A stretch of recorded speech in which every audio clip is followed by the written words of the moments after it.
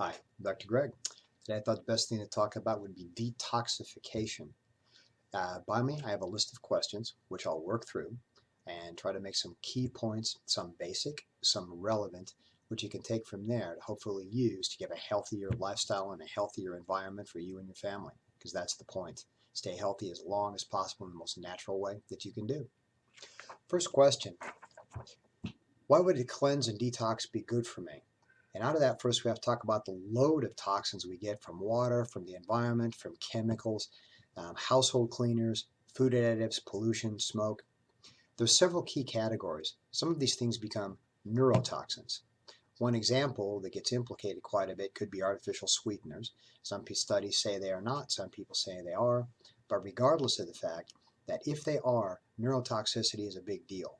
Way back, for example, in farming days with DDT, some of these pesticides that were used back in the old days, um, these things are highly implicated now in people that have Parkinson's disease. Statistically, it's a small thing. Let me rephrase that. It's actually quite a big effect that statistically it's impossible to have this many people have Parkinson's disease that seem to show up when they've been exposed as young people to lots of the pesticides that were prevalent back in the 40s, 50s, 60s, and so forth, like this. Neurotoxicity, what does it do? Tremors, lack of sleep, can't think properly. If it deals with a nerve, that's the problem. Second category are called hormone disruptors. That messes up testosterone. You can't hardly drive down the road today without hearing, "Man, are you suffering from low T?" The whole low T thing, actually, plastics, bisphenols, possibly estrogen, extra estrogen in milk and so forth, acts as a hormone disruptor and interferes with the production or usage of testosterone.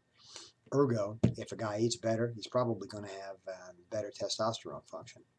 Carcinogens have been around for quite a while.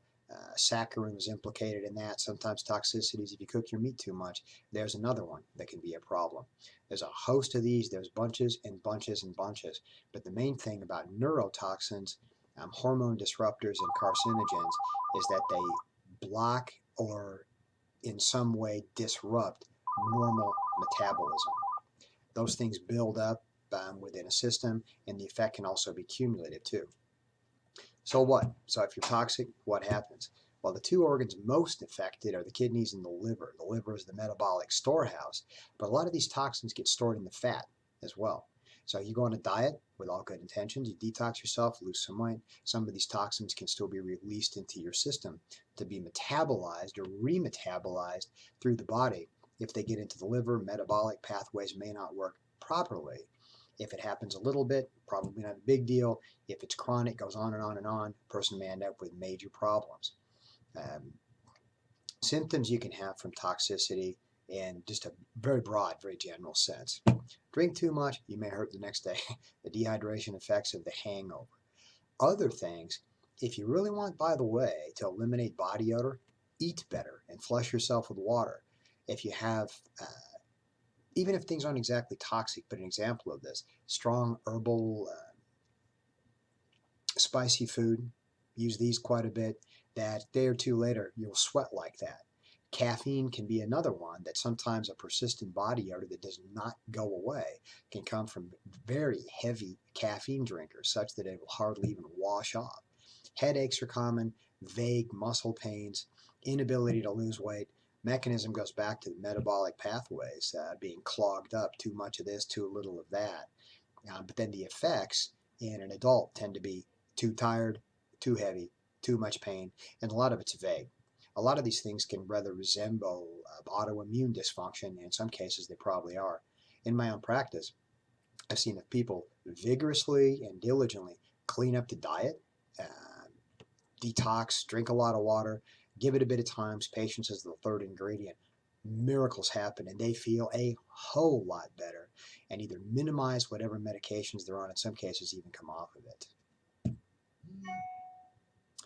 What detoxification is all about is that you try to support organ function while minimizing exposure. That's really it. If you help your kidneys and your liver function a little bit better, support them, give your organs a rest by not having the constant exposure to toxins or even food, or even the basic food, Theory behind it is that your body will do more during that particular rest period to get rid of the garbage that's being metabolized possibly in the fat you're burning up. So you give them a rest, let them recover from their ordinary input, but then you support their particular function, and therefore you detox. There's a variety of herbs. A lot of this comes from traditional medicine, and a common critique, for example, is these things aren't scientifically proven. Yeah, we got that. But the other thing is, a lot of these things have never been scientifically studied. Partly, there's no money in it.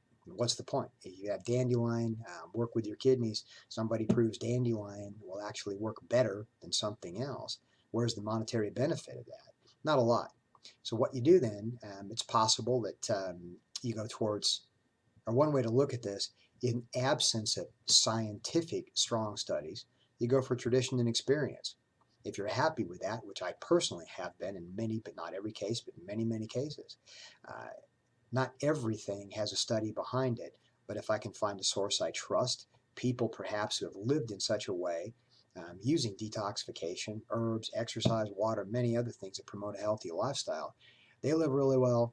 I might ask them, how's your blood values? You looking okay? If they tell me yes, I will probably follow it, and I will wait possibly for the scientific studies to catch up to what we already know from sources that you trust. The basis then, you give the organs a rest, liver, kidney, and intestines. Small intestine in particular don't want to malabsorption syndromes, have to absorb what's useful, get the junk out of there that's not supposed to be in there. And then your nutrition will be working fine. The colon itself to make sure things move properly. Put those things together over a period of a few days, typically not a long time.